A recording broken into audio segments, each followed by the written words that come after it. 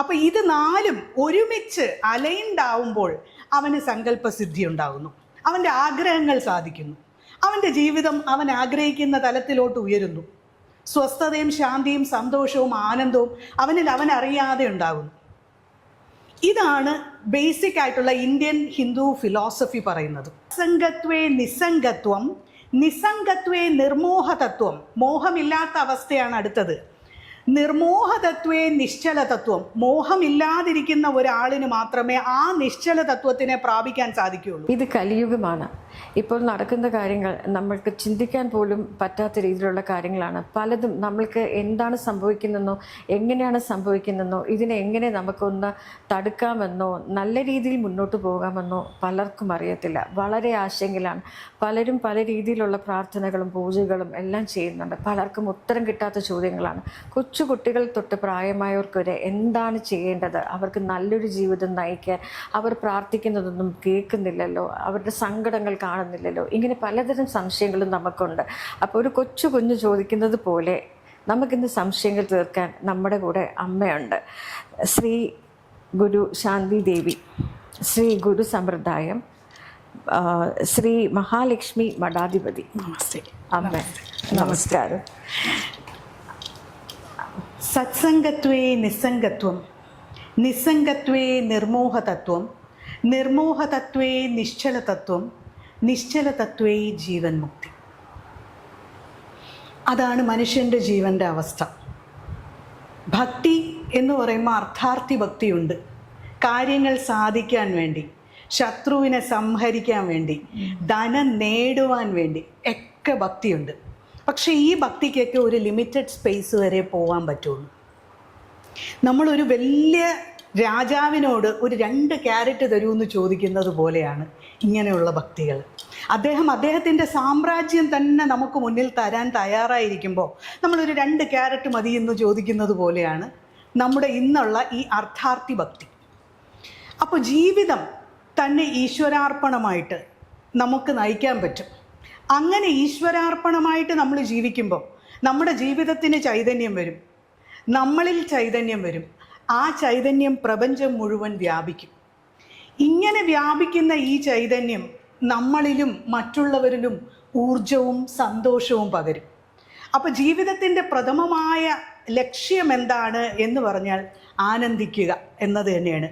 അപ്പോൾ പരമമായ ആനന്ദം എങ്ങനെ ലഭിക്കും എന്ന് ചോദിച്ചാൽ ഈ ചൈതന്യത്തിലൂടെയാണ് ലഭിക്കുന്നത്. നമ്മളാകുന്ന ഈശ്വരൻ എന്നുള്ള ആ ഒരു ചൈതന്യം, നമ്മളിലെ ചൈതന്യം സർവ്വചരാചരങ്ങളിലും സ്പ്രെഡാകുന്നതായിട്ട് അല്ലെങ്കിൽ പരവുന്നതായിട്ട് നമ്മൾ കാണുകയും അത് നമ്മുടെ കണ്ണിൽ യാഥാർത്ഥ്യമായി നിൽക്കുകയും ചെയ്യുന്ന ഒരു അവസ്ഥയുണ്ട്.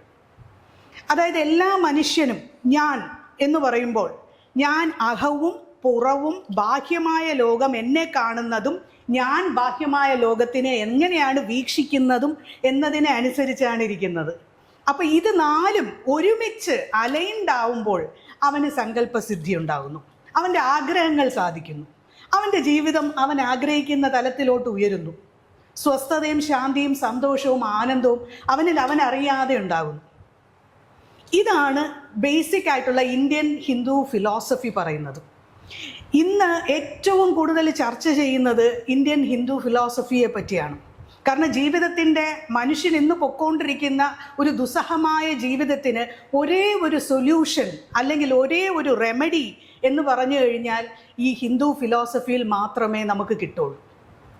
അതിൽ സത്സംഗത്വേ നിസ്സംഗത്വം, നിറയെ നല്ല ചിന്ത, പോസിറ്റീവായിട്ടുള്ള ചിന്തയുള്ളവരുമായിട്ട് ഒരുമിച്ചിരിക്കുക.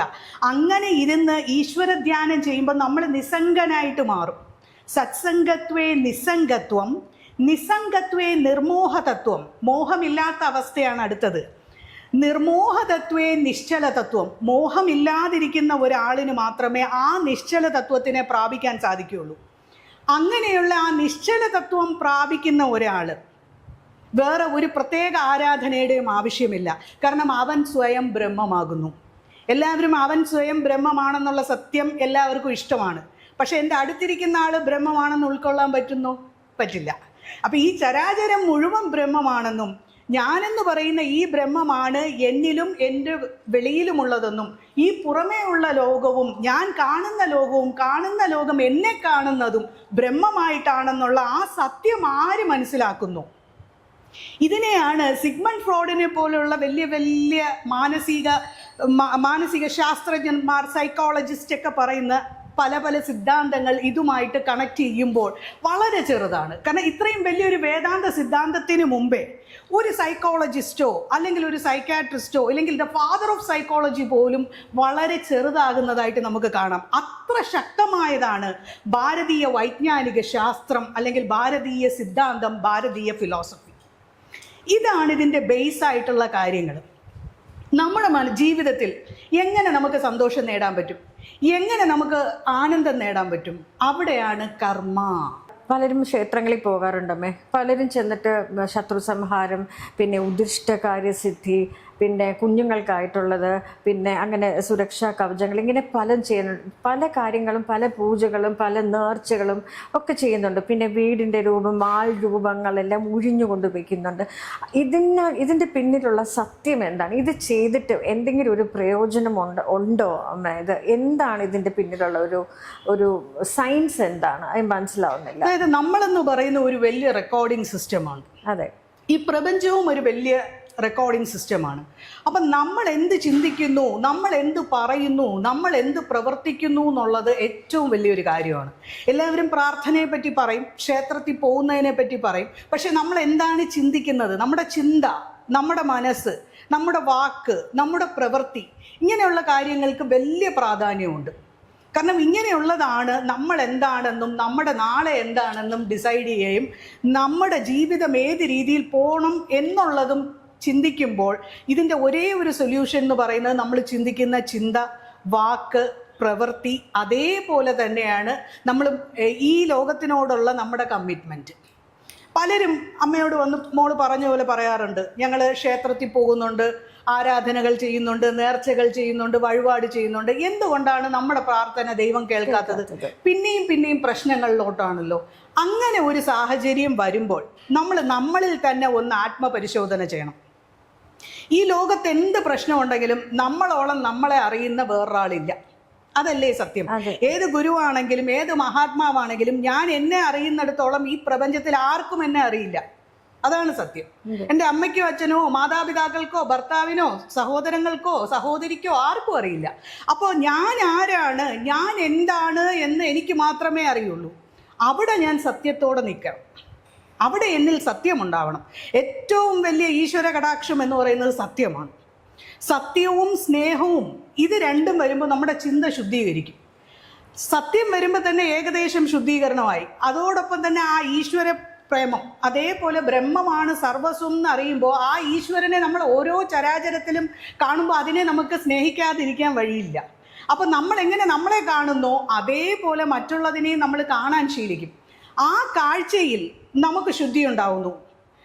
അങ്ങനെ ചെയ്യുന്ന പ്രാർത്ഥനകൾ, അങ്ങനെ ചെയ്യുന്ന ഉപചാരങ്ങൾ, അങ്ങനെ ചെയ്യുന്ന ഈശ്വര ആരാധനകൾ ഫലിക്കും.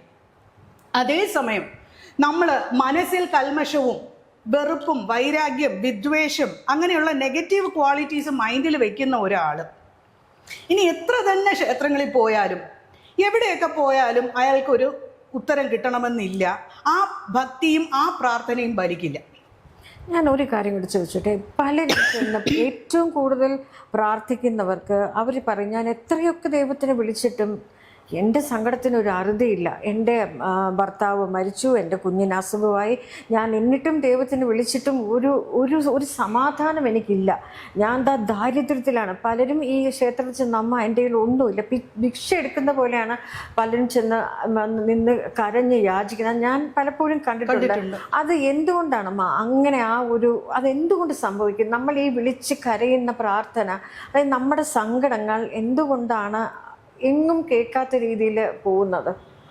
അതിൻ്റെ കാരണം എന്താണെന്ന് പറഞ്ഞു കഴിഞ്ഞാൽ നമ്മുടെ പ്രാർത്ഥന എന്ന് പറയുന്നത് നമ്മൾ ഈശ്വരനുമായിട്ടുള്ള കമ്മ്യൂണിക്കേഷനാണ്. ആ ട്യൂണിങ് സിസ്റ്റം കറക്റ്റ് ആവുമ്പോൾ നമുക്കൊരു റേഡിയോ കിട്ടുള്ളൂ. ഒരു റേഡിയോ ഉണ്ട്, അല്ലെങ്കിൽ ഒരു FM ഉണ്ട്. നമ്മൾ ആ ട്യൂണിങ് കറക്റ്റായിട്ട് ട്യൂൺ ചെയ്യുമ്പോൾ ആ ട്യൂണിങ്ങും നമ്മളുമായിട്ട് കണക്റ്റ് ആവുമ്പോഴാണ് നമുക്ക് ആ ഈശ്വരൻ്റെ കണക്ഷൻ കിട്ടുന്നത്.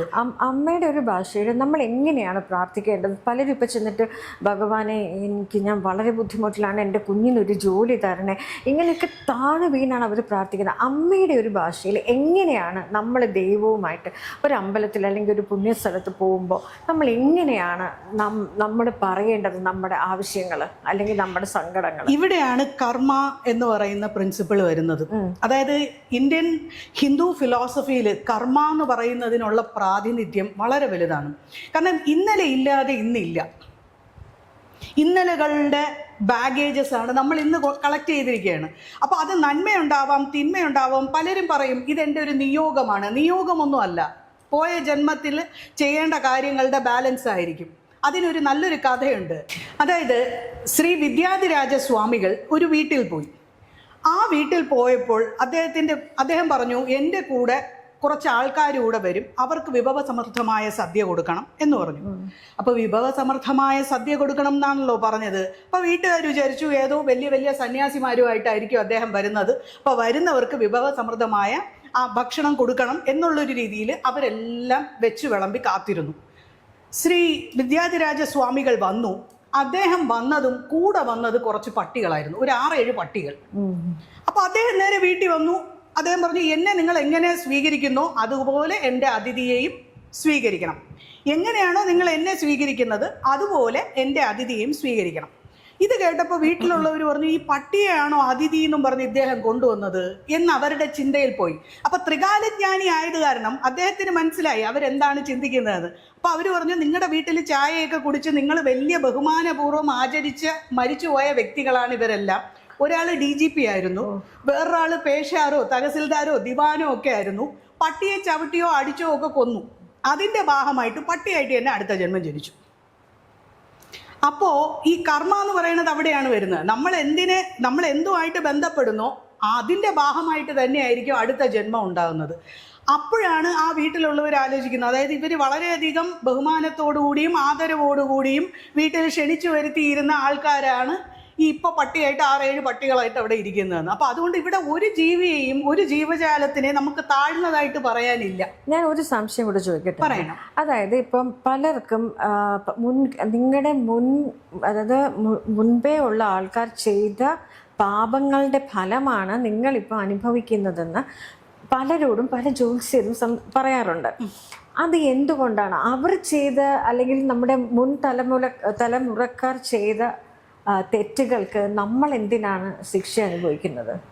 ഇപ്പോ ഒരു സംശയം, താങ്കളുടെ മൂക്ക് താങ്കളുടെ ഏതെങ്കിലും ഒരു അമ്മൂമ്മയുടെ മൂക്കായിരിക്കും, അല്ലെങ്കിൽ ഏതെങ്കിലും ഒരു അപ്പൂപ്പന്റെ മൂക്കായിരിക്കും. ഇതെങ്ങനെ താങ്കളിൽ വന്നു? താങ്കൾ അവരെ കണ്ടിട്ടേ ഇല്ലല്ലോ. ഇതെങ്ങനെ സംഭവിക്കുന്നു?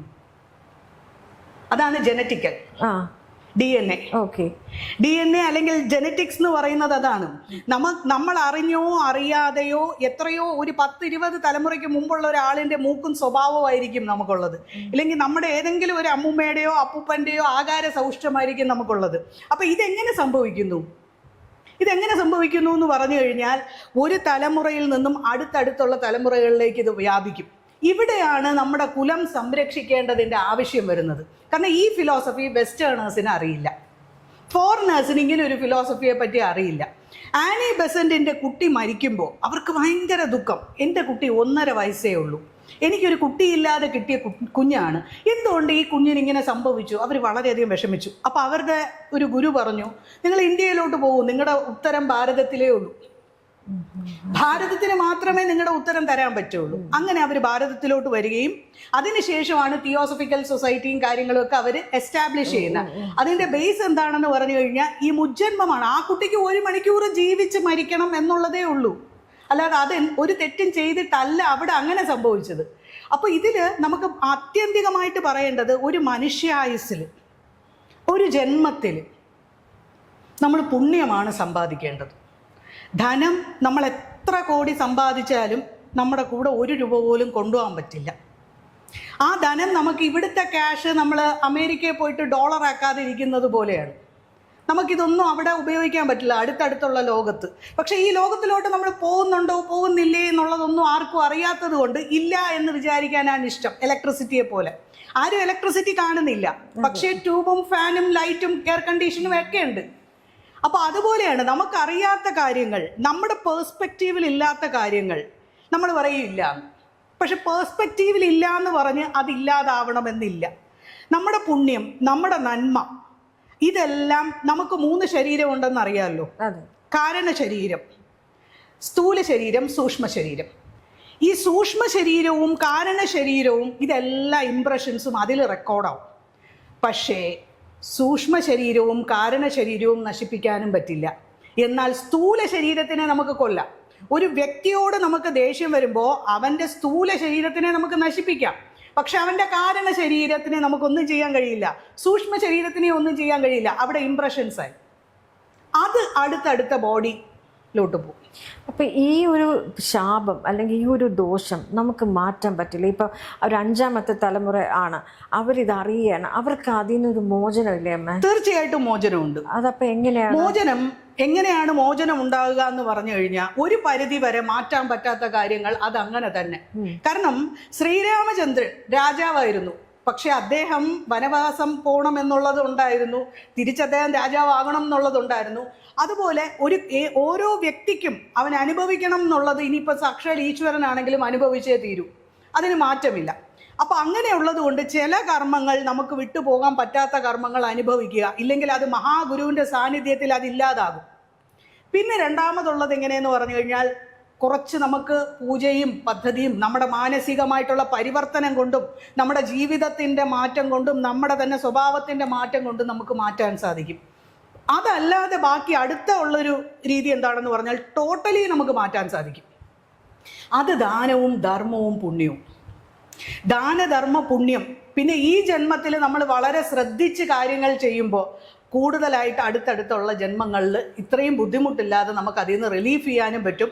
അതുമാത്രമല്ല, സദ്ഗുരുക്കന്മാരുടെയും ശ്രീഗുരുക്കന്മാരുടെയും സാന്നിധ്യത്തിൽ പല അനേക ജന്മം കൊണ്ടുള്ള കർമ്മങ്ങളും കർമ്മദോഷവും നിഷ്പ്രഭമായി. അതാണ് ഇപ്പോഴത്തെ ഒരു ലൈഫ് സ്റ്റൈലിൽ പല കുടുംബങ്ങളും വളരെയധികം ബുദ്ധിമുട്ടിയാണ് അവർ മുന്നോട്ട് പോകുന്നത്. അതായത് ഹാൻഡ് ടു മൗത്ത് എക്സിസ്റ്റൻസ് എന്ന് പറയുന്ന പോലെ. അപ്പം അങ്ങനെ ഇപ്പം ആ കുടുംബത്തിലെ ഒരു അമ്മ അല്ലെങ്കിൽ ഒരു സ്ത്രീക്കാണ് ഈ മക്കൾ അനുഭവിക്കുന്നതും ഭർത്താവ് അനുഭവിക്കുന്നതും അവരനുഭവിച്ച ഇതെല്ലാം അവരാണ് ഉൾക്കൊള്ളുന്നത്. അപ്പം അതൊരു സാധു സ്ത്രീ ആയിരിക്കും, അവരുടെ കയ്യിൽ കാശോ അല്ലെങ്കിൽ ഒന്നും ചിലപ്പം എടുക്കാനല്ല. അങ്ങനത്തെ ഒരു വ്യക്തിക്ക് ഈ മുൻകാല ശാപങ്ങളെ എങ്ങനെ ഒരു ശമനം കണ്ടെത്താൻ പറ്റുമോ? അവരുടെ എന്ത് പ്രവൃത്തിയിലൂടെ അവർക്ക് ആ കുടുംബത്തിൽ ഇനി അങ്ങോട്ടുള്ള തലമുറയെങ്കിലും സമാധാനമായി ജീവിക്കട്ടെ? അപ്പം അങ്ങനെയുള്ള ഒരു വ്യക്തിക്ക് ഇതുപോലത്തെ ഒരുപാട് സ്ത്രീകളുണ്ട്, ഞാൻ അവർക്ക് വേണ്ടി ചോദിക്കുന്നത് എന്ത് നമുക്ക് ചെയ്യാൻ പറ്റും? അങ്ങനത്തെ ഒരു പാവപ്പെട്ടവരാണ്, കണ്ണുനീരും കൈയും പിന്നെ ഭർത്താവ് കുടിച്ചുകൊണ്ട് വരുന്നു, മക്കൾ പല രീതിയിൽ. അപ്പം നമ്മളൊരു ജോത്സ്യൻ്റെ അടുത്ത് ചോദിക്കുമ്പോൾ അവർ പറഞ്ഞു നിങ്ങളുടെ കഴിഞ്ഞ മുൻജന്മ പാപങ്ങളാണ്. അപ്പം അവര് ഒരു വലിയൊരു പൂജ ചെയ്യണം, ഹോമം ചെയ്യണം, അവരുടെ കയ്യിൽ ഒന്നുമില്ല. അങ്ങനെ ഒരു സ്ത്രീക്ക് ഒരു ഇതും ഇല്ലാതെ എങ്ങനെ ആ ഒരു ദോഷം അവിടെ നിർത്തി ഇനിയുള്ള തലമുറയെങ്കിലും അനുഗ്രഹിക്കപ്പെട്ടതായി മാറട്ടെ എന്ന് ചെയ്യണമെങ്കിൽ അവരെന്ത് ചെയ്യണം? ആദ്യം അവരുടെ ഉള്ളിൽ ആ സങ്കല്പവും പരിവർത്തനവും വരണം. അതെങ്ങനെ സാധിക്കും? അത് പ്രാർത്ഥനയും സ്പിരിച്വൽ ആയിട്ടുള്ള ഒരു സിസ്റ്റമാറ്റിക് ആയിട്ടുള്ള ഒരു പ്രാർത്ഥനാ സംവിധാനം വഴി മാറ്റാൻ പറ്റും. പക്ഷേ ലിമിറ്റേഷൻസ് ഉണ്ട്. അതുപോലെ നാഗാരാധന, പിതൃശുദ്ധി. നമ്മൾ മനുഷ്യനായിട്ട് ഈ ശരീരം ഇങ്ങനെ എടുത്തിരിക്കുന്നതിന്റെ മെയിൻ കാരണം എന്താണ്? നമുക്ക് കടമുണ്ട്, 5 ടൈപ്പ് കടം. ഒന്ന് ഋഷിമാരുടെ അടുത്തുള്ള കടം, രണ്ടാമത് പിതൃക്കളുടെ അടുത്തുള്ള കടം, മൂന്നാമതുള്ളത് മനുഷ്യരുടെ അടുത്തുള്ള കടം, 4ാമത് ദേവതകളുടെ അടുത്തുള്ള കടം, 5ാമത് ഭൂതഗണങ്ങളുടെ അടുത്തുള്ള കടം. ഈ 5 കടങ്ങളും നമ്മൾ വീട്ടാൻ വേണ്ടിയിട്ടാണ് ഈ രൂപത്തിൽ ഇങ്ങോട്ട് വന്നിരിക്കുന്നത്. അപ്പോൾ ഒരു ഗുരു എന്ന് പറഞ്ഞു കഴിഞ്ഞാൽ അജ്ഞാനത്തിനെ മാറ്റുന്ന ആൾ എന്നാണ് അർത്ഥം. അവരവരുടെ ആത്മാവ് തന്നെയാണ് ഗുരു. പക്ഷെ അതിലോട്ട് നമുക്ക് എത്തണമെങ്കിൽ ഒരു ഗൂഗിൾ മാപ്പിൻ്റെയോ അല്ലെങ്കിൽ ഒരു വഴികാട്ടിയുടെയോ ആ വഴി യാത്ര ചെയ്ത ഒരാളുടെ സഹായം വേണം. അതാണ് എനിക്ക് അറിയേണ്ടത്. ഇതൊരു ഭയങ്കര ശരണാഗതി. കാരണം നമ്മൾ ശരണാഗതി അടയുമ്പോൾ ഒരു സെൽഫ് റിയലൈസ്ഡ് സോളിനെ ആയിരിക്കണം നമ്മൾ ശരണാഗതി അടയേണ്ടത്. അപ്പൊ ഈ സെൽഫ് റിയലൈസ്ഡ് സോൾ എന്ന് പറഞ്ഞാൽ എന്താണ്? ഞാനെന്നും എൻ്റേതെന്നുമുള്ള ഭാവം ലയിച്ചു പോയ, മനോനാശം വന്ന ഒരു വ്യക്തിയാണ്, അല്ലെങ്കിൽ ആ ഒരു ആത്മാവിൻ്റെ ആ ഒരു ഇതാണ് നമ്മുടെ സെൽഫ് റിയലൈസ്ഡ് സോൾ എന്ന് പറയുന്ന. അങ്ങനെയുള്ള ഒരു ഗുരുവിൻ്റെ സമക്ഷത്തിൽ ആ ജ്ഞാനാഗ്നിയിൽ ഇതെല്ലാം ഭസ്മമായി തീരും. പക്ഷേ അവിടെ വിശ്വാസവും സറണ്ടറും, അല്ലെങ്കിൽ നമ്മുടെ ആ ഒരു സറണ്ടർ എന്ന് പറയുമ്പോൾ നമ്മുടെ പൂർണ്ണമായിട്ടുള്ള സമർപ്പണം. കാരണം നമ്മൾ ഒരു ഗുരുവിൻ്റെ മുന്നിൽ സമർപ്പിക്കുമ്പോൾ അവിടെ ഒരു വ്യക്തിയുടെ മുമ്പിലല്ല സമർപ്പിക്കുന്നത്, നമ്മുടെ തന്നെ ആത്മാവിൻ്റെ അടുത്താണ് നമ്മുടെ സമർപ്പണം. പക്ഷെ ആ ആത്മാവിൻ്റെ അടുത്ത് സമർപ്പിക്കാൻ സമ്മതിക്കൂല, അത്ര പെട്ടെന്ന് സാധ്യമാവില്ല. അതുകൊണ്ട് എന്ത് പറ്റും, ഇത് നമ്മൾ എന്തിനാണ് വേറൊരു വ്യക്തിയെ നമ്മൾ ഇത് ചെയ്യുന്നത്? പക്ഷെ അതൊരു വ്യക്തി അല്ല. കാരണം വ്യക്തി എന്നുള്ള ഭാവത്തിലൊക്കെ അപ്പുറമായിട്ട് പ്രപഞ്ചമായിട്ട് മാറുന്ന ഒരു അവസ്ഥയുണ്ട്. ആ പ്രപഞ്ചമായിട്ട് അതേത് മനുഷ്യർ തന്നെയാണ്. അതായത് നമ്മുടെ യോഗീശ്വരന്മാരും മന്ത്രമൂർത്തികളും ഇവരൊക്കെ ആൾ ദൈവങ്ങളായിരുന്നു. ആളിനെ ദൈവമാവാൻ പറ്റുള്ളൂ, അല്ലെ? പട്ടിക്കും പൂച്ചയ്ക്കും ഒന്നും ദൈവമാവാൻ പറ്റൂല, പക്ഷെ അതിൽ ബ്രഹ്മമുണ്ട്, ഇല്ലെന്നല്ല. പക്ഷെ ആളിനെ ദൈവമാവാൻ പറ്റുള്ളൂ. അപ്പോൾ ഈ ആൾ എങ്ങനെയാണ് ദൈവമാകുന്നത്? നമ്മൾ സദാ എന്തിനെ സ്മരിക്കുന്നു, നമ്മൾ അതായി തീരും. വിവേകാനന്ദ സ്വാമി പറഞ്ഞതുപോലെ നീ എന്ത് ചിന്തിക്കുന്നോ അതായി മാറും എന്ന് പറഞ്ഞതുപോലെ, ആ ഒരു ഗുരു സങ്കല്പം നമ്മുടെ ഉള്ളിലോട്ട് വരുമ്പോൾ നമ്മുടെ ഉള്ളിലുള്ള ആ ഒരു ശുദ്ധി വരികയും അതിൻ്റെ ഭാഗമായിട്ട് നമ്മുടെ ജീവിതത്തിൽ തന്നെ ആ ഒരു ധന്യത ഉണ്ടാക്കാനും സദ്ഗുരുക്കന്മാർക്കും ശ്രീ ഗുരുക്കന്മാർക്കും സാധിക്കും.